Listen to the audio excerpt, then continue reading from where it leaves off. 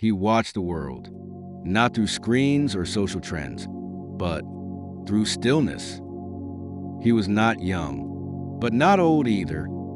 He was a witness, a knower, one who had studied not just scriptures, but silence.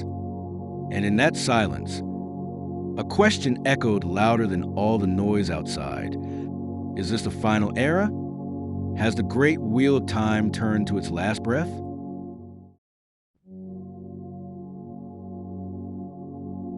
According to ancient spiritual understanding, time is not a straight line. It's a wheel, a repeating cycle of 4 great periods. Each age represents a decline of truth, morality, and inner clarity. The first age was purer, bright, and filled with righteousness. But with each turn of the cycle, the light diminished and darkness crept in.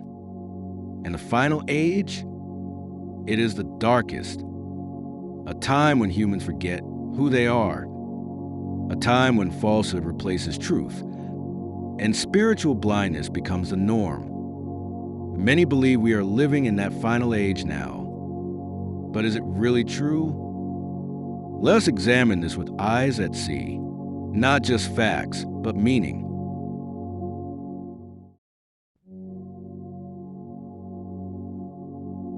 The sages of the past were not just mystics. They were scientists of the spirit.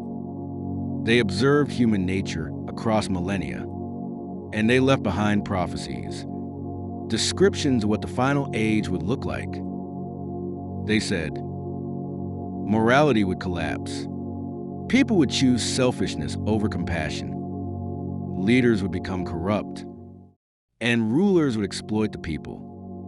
Knowledge would increase, but wisdom would decline. Relationships would weaken, and families would break apart.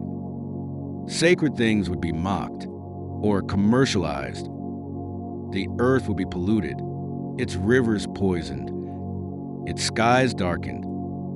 Pause for a moment. Does this sound ancient, or does it sound like the evening news?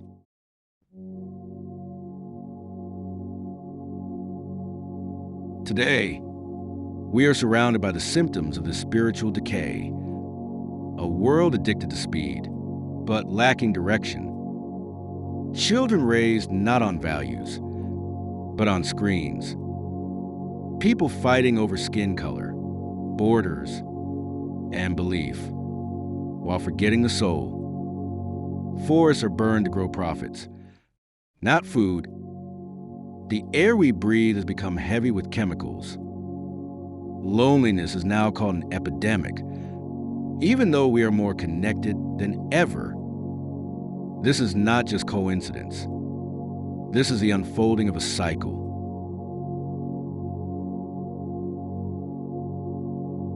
This final age is often symbolized as being made of metal, not gold, not silver, but iron. And iron is heavy, cold, resistant to change. That is how our hearts have become. People no longer seek truth. They seek distraction. They don't meditate. They medicate. They don't ask, who am I? But rather, how can I win?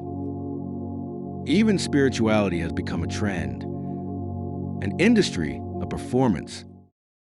In this age, people wear masks on their faces, in their personalities, and even in their prayers.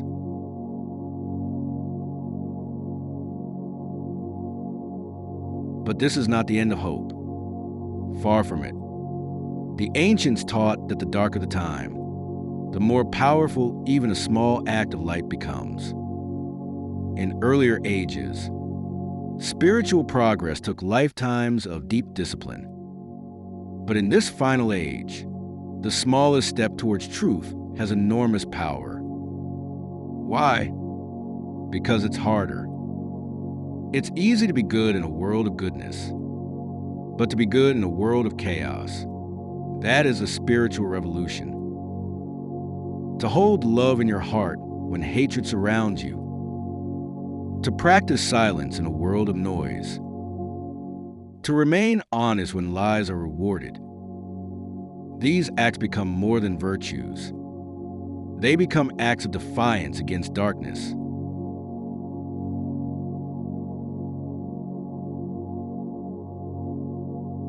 He often said, "This age is not for cowards. It is for quiet warriors." Who is the quiet warrior? One who does not fight with fists, but with awareness. One who cleans his mind, not just his home. One who treats others as sacred, even when they act wicked. One who prays, not to get something, but to become something better. Such people are rare, but they exist, and they are the seeds of a new dawn.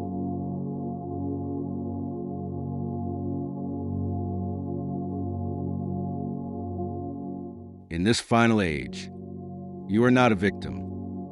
You are a participant. You can choose to fall asleep in illusion or to wake up and become light in the dark. Each moment offers this choice.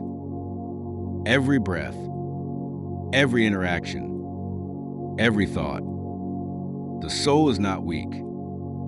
The soul is timeless. And in this final age, the soul is being called to remember that.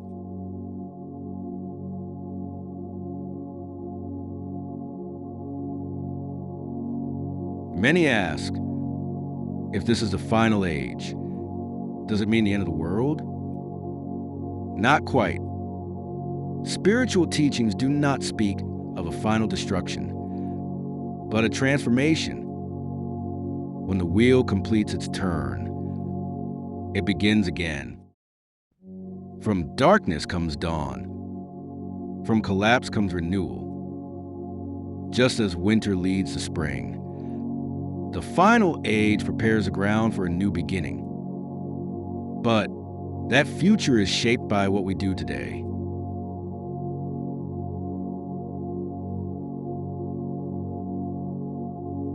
He looked again at the world, not with fear, but with clarity. Yes, the signs are here. Yes, this may be the final age, but the fire of truth still burns. And if you're listening to this, then perhaps you were meant to carry that flame. You do not need to be perfect.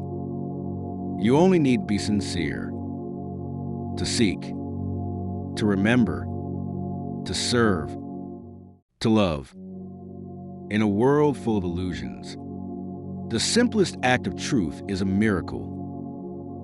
And so the question is not, is this the final age?